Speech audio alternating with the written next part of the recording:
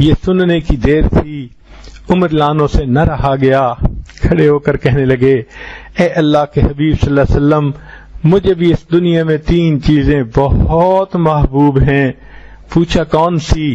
عرض کیا اے اللہ کے حبیب صلی اللہ علیہ وسلم، امر بالمعروف کرنا یعنی نیکی کا حکم کرنا۔ چنانچہ عمر لانوں کی یہ خصوصی صفت تھی، وہ ہر کسی کو نیکی پر کھڑا کر دیتے تھے، پش اپ کرتے رہتے تھے، فالو اپ کرتے رہتے تھے، سستی نہیں آنے دیتے تھے، دین میں کسی کو پیچھے ہٹنے نہیں دیتے تھے۔ ان کا درہ مشہور ہے کہ خود بھی اللہ کے دین پر جمے رہتے تھے اور دوسروں کو بھی جمنے کی تلقین کرتے تھے۔ ان کے ایک حکم پر کیا عمل ہوتا تھا کہ سبحان اللہ، جب مسلمانوں کی فتوحات خوب بڑھ گئیں اور کچھ دیر ایسی بھی گزرتی تھی کہ جب مجاہدین کو کوئی کام نہیں ہوتا تھا تو عمر فاروق لانوں نے ایک خط لکھا امیر لشکر کے نام اور کہا کہ حفاظ قرآن مجید کے بہت سارے جنگ یمامہ میں شہید ہو گئے، اب جو ہے کم نظر آتے ہیں، لہذا اگر کوئی ایسا وقت ہو کہ یہ فوجی لوگ اپنے جگہوں پر ہیں اور کوئی ایسا خاص کام بھی نہیں تو ان کو کہو کہ یہ قرآن مجید کو یاد کریں۔ عمر لانوں کے ایک فرمان پر ہزاروں صحابہ نے قرآن مجید کو یاد کر لیا۔ ان کی ایک بات پر اللہ تعالیٰ نے اپنے بندوں کے دلوں کو اس طرح متوجہ کر دیا ہوتا تھا کہ وہ قرآن مجید کے حافظ بن جاتے تھے۔ تو نبی علیہ تو عمر فاروق لانوں نے کہا اے اللہ کے حبیب صلی اللہ علیہ وسلم، مجھے 3 چیزیں پسند ہیں۔ پہلی بات نیکی کا حکم کرنا، اور دوسری بات نہی عن المنکر، برائی سے روکنا۔ عمر فاروق لانوں خود بھی رکتے تھے، دوسروں کو بھی روکا کرتے تھے۔ ان کے تقوی کا یہ عالم تھا۔ ایک مرتبہ ان کے پاس بیت المال میں خوشبو آئی جو تقسیم کرنی تھی لوگوں میں۔ ان کی بیوی صاحبہ نے کہا کہ میں اس خوشبو کو تقسیم کر دیتی ہوں۔ انہوں نے فرمایا کہ نہیں، کوئی اور کرے۔ بیوی نے پوچھا کہ کیا مجھ پر اعتماد نہیں کہ میں ٹھیک تقسیم کروں گی؟ فرمانے لگے نہیں، البتہ یہ ہے کہ جب تم تقسیم کرنے لگو گی تو اس وقت تمہارے ہاتھوں پر جو خوشبو لگے گی تو وہ حصہ تو تمہارے پاس آ جائے گا۔ میں اتنا بھی بیت المال کے پیسے سے فائدہ نہیں لینا چاہتا۔ سبحان اللہ، یہ ان کا تقویٰ تھا، خدا خوفی تھی۔ چنانچہ علی رضی اللہ تعالیٰ عنہ ایک دفعہ ملنے کے لیے آئے۔ عمر فاروق لانوں بیٹھے ہوئے امور خلافت کا کام کر رہے تھے۔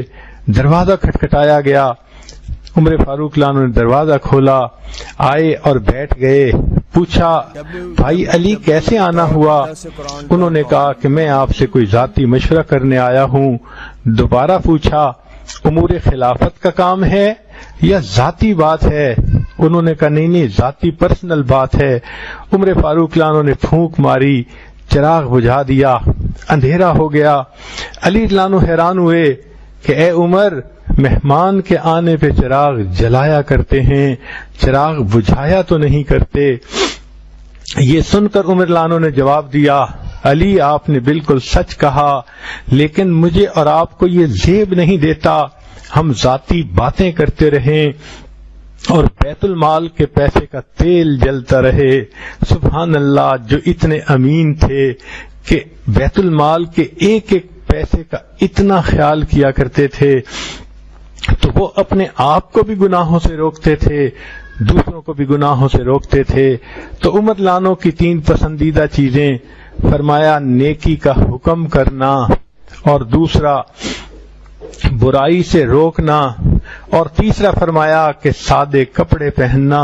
عمر لانوں کو اللہ رب العزت نے اتنی فتوحات دی تھیں کہ اگر وہ چاہتے تو بیت المال سے اپنا بہت سارا روزینہ متعین کر سکتے تھے، مگر انہوں نے ایسا نہیں کیا۔ معمولی پیسہ لیتے تھے جس میں مشکل سے گزارا ہوتا تھا، حتیٰ کہ وہ لباس پہنتے تھے تو بہت سادہ لباس ہوتا تھا۔ ان کے لباس کی حالت سن لیجئے کہ جب مسلمانوں نے بیت المقدس کو فتح کرنے کا ارادہ کیا تو محاصرہ کر لیا۔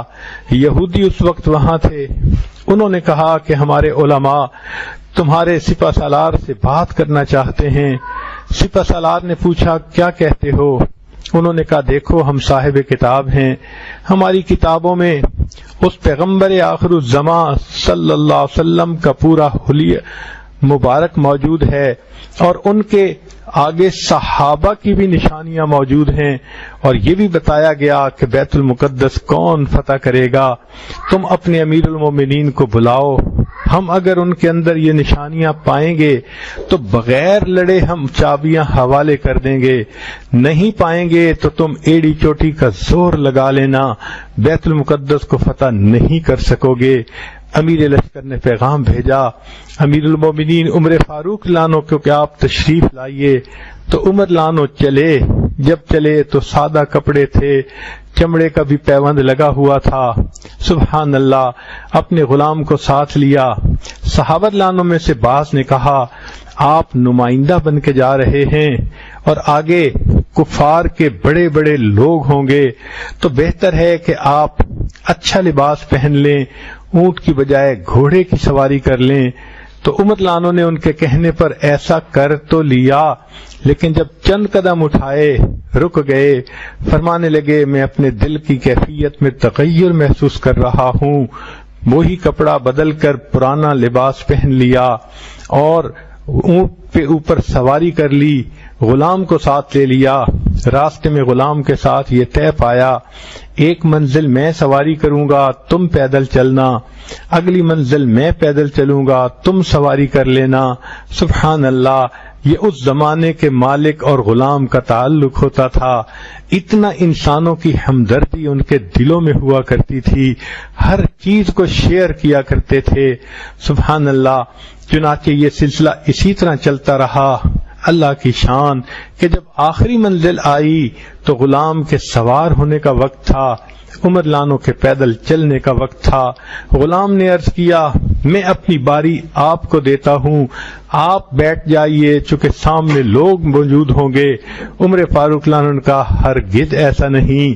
چنانچہ اس حال میں وہاں پہنچے کہ امیر المومنین تو نکیل پکڑے چل رہے ہیں، ان کا غلام اونٹ کے اوپر سوار بیٹھا ہوا ہے، اور امیر المومنین کے جسم میں جو کپڑے ہیں اس میں کئی پیوند ہیں، جن میں سے ایک پیوند چمڑے کا بھی لگا ہوا ہے۔ جب انہوں نے اپنی کتابیں نکال کر دیکھیں تو تورات و انجیل کے اندر یہی نشانیاں تھیں کہ نبی علیہ السلام کے جو خلیفہ بنیں گے، وہ جو فتح کریں گے بیت المقدس کو، وہ اس حلیے میں آئیں گے۔ ان کو دیکھ کر یہودی علماء نے کنجیاں خود بخود ان کے حوالے کر دیں، اور بیت المقدس فتح کرنے کی سعادت عمر فاروق لانو کے حصے میں آ گئی۔ تو عمر لانو فرماتے ہیں مجھے 3 چیزیں پسند ہیں، امر بالمعروف کرنا، دوسرا نہی عن المنکر کرنا، اور تیسرا سادہ لباس